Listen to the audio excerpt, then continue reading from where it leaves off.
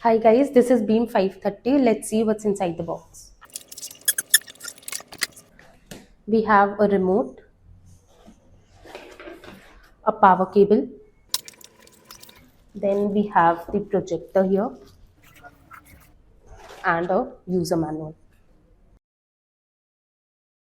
Now let's understand the projector in a more deeper sense. First of all, please ensure that you keep the projector at a flat surface and at least 5 feet above from the ground.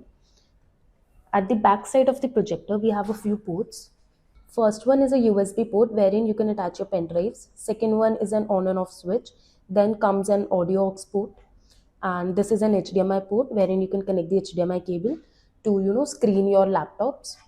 Then this is a power socket wherein you can attach the power cable given with the projector. Now let's set it up. I have connected the power cable.